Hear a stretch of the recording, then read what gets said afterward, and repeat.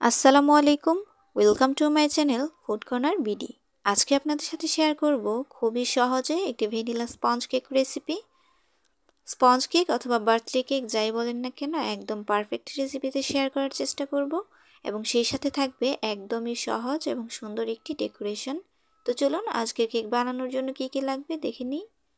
প্রথমে একটি শুকনা বোলে একটি চালনি দিয়ে মেপে নিলাম 1 কাপ ময়দা, দিয়ে দিলাম 1 টেবিল চামচ কর্নফ্লাওয়ার, আরও দিয়ে দিলাম 1 টেবিল চামচ গুঁড়া দুধ, দিয়ে দিয়েছি 1 চা চামচ বেকিং পাউডার এবং 1 চা চামচ ভ্যানিলা পাউডার।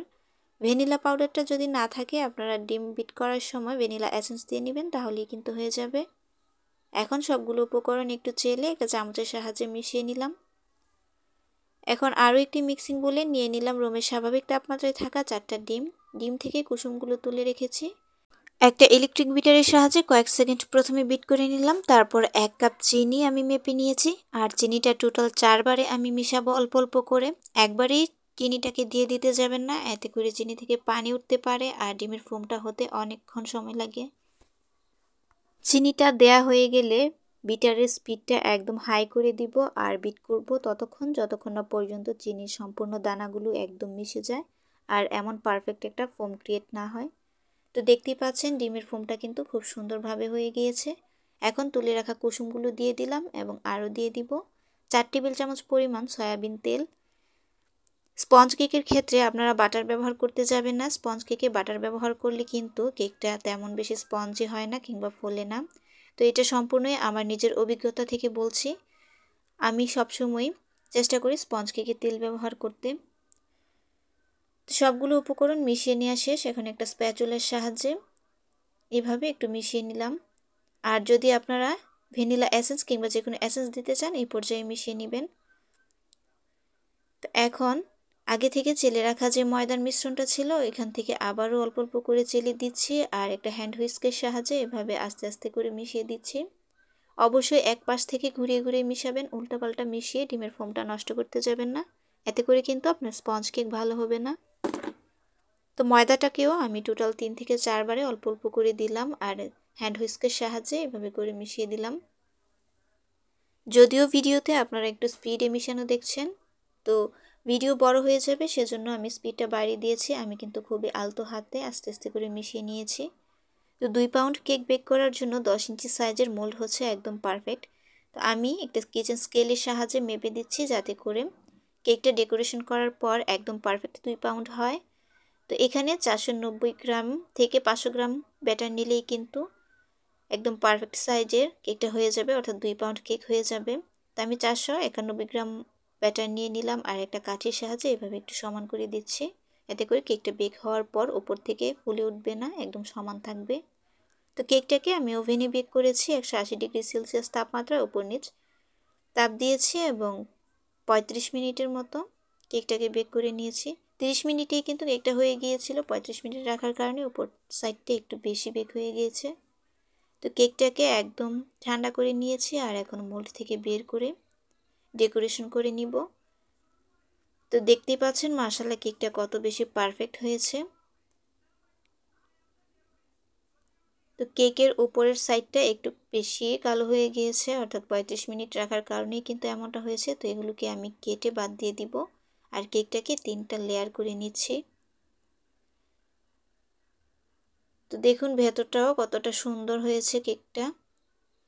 প্রথমে একটি লেয়ার আমি দিয়ে দিলাম আর দিয়ে দিয়েছি মিল্ক সিরাপ। তো মিল্ক সিরাপটা আমি বানিয়ে নিয়েছি মিল্ক আর চিনি মিশিয়ে। আপনারা চাইলে কিন্তু সুগার সিরাপও ব্যবহার করতে পারেন, চিনি আর পানি মিশিয়ে। তারপর দিয়ে দিলাম হুইপড ক্রিম। এই হুইপড ক্রিমের একদম পারফেক্ট রেসিপি কিন্তু আমার চ্যানেলে আপলোড করা আছে, আপনারা চাইলে দেখে আসতে পারেন। তো ক্রিমের লেয়ারটা দিয়ে উপরে আমি দিয়ে দিব ড্রাই কোকোনাট। আমার প্রায় ভিডিওতে দেখবেন আপনারা আমি এই ড্রাই কোকোনাটটা ব্যবহার করি, এতে করে কিন্তু কেকের টেস্ট অনেক গুণ বেড়ে যায়। আর যেহেতু আমি বিজনেসের জন্য কেকগুলো বানাই, তো কাস্টমার কিভাবে বানিয়ে দিলে বেশি পছন্দ করবে আমি কিন্তু সেই চেষ্টাই করি। তো এভাবে করেই প্রতিটা লেয়ারে আমি ড্রাই কোকোনাট দিয়ে দিয়েছি আর সামান্য পরিমাণ ক্রিম দিয়ে একটু ক্রাম্প কোট করে ফ্রিজে রেখে দিয়েছিলাম সেট হওয়ার জন্য। এখন ফ্রিজ থেকে বের করে একটা মোটা লেয়ারে ক্রিম দিয়ে দিব। তো কাস্টমারের পছন্দ অনুযায়ী কিন্তু অবশ্যই ক্রিমটা দিতে হবে। অনেকে আছে বেশি ক্রিম খেতে পছন্দ করে, অনেকে আবার আছে কম ক্রিম খেতে পছন্দ করে। তো আপনারা যদি সেলের উদ্দেশ্যে কেকটা রেডি করে থাকেন তাহলে অবশ্যই কাস্টমারকে জিজ্ঞেস করে নেবেন তারা কি কম ক্রিম খাবে নাকি বেশি ক্রিম খাবে। এতে করে কিন্তু আপনার রিভিউ অনেক বেশি ভালো আসবে। তো একটা প্যালেট নাইফের সাহায্যে আমি পুরো কেকটাতে এভাবে ক্রিম লাগিয়ে দিলাম আর নাইফটার সাহায্যে এভাবে করে সমান করে নিয়েছি। তো এক একজন এক এক রকমভাবে কাজ করে অভ্যস্ত। তো আমি কিন্তু এইভাবে স্কেলের সাহায্যে খুব সুন্দরভাবে ফিনিশিং করতে পারি। তো আপনারা যারা এইভাবে ফিনিশিং করতে পারেন না অবশ্যই পাইপিং ব্যাগের সাহায্যে ক্রিমটা দিবেন, এতে করে খুব সহজেই ফিনিশিংটা করতে পারবেন। তো সামান্য একটু ক্রিমে আমি পিঙ্ক কালার করে নিয়েছি আর একটা রোজ নোজেলের সাহায্যে এই ফুলগুলো করে দিচ্ছি। তো দেখতেই পাচ্ছেন কিভাবে আমি ফুলটা বানাচ্ছি।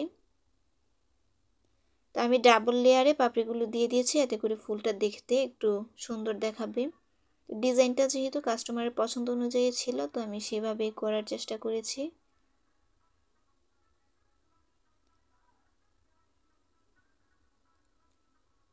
তো এই কেকটা যিনি আমার কাছে অর্ডার করেছিলেন উনি কিন্তু এর আগেও সেম ডিজাইনের কেকটাই নিয়েছেন। তো ওনারা এত বেশি পছন্দ করেন এই ডিজাইনের কেকটা, আবারও এই ডিজাইনই অর্ডার করেছেন। এবং এর সাথে আরও একটি চকলেট কেক ছিল। আমি ইনশাল্লাহ নেক্সট ভিডিওতে চকলেট কেকের রেসিপি এবং ডেকোরেশন সহ শেয়ার করব আপনাদের সাথে।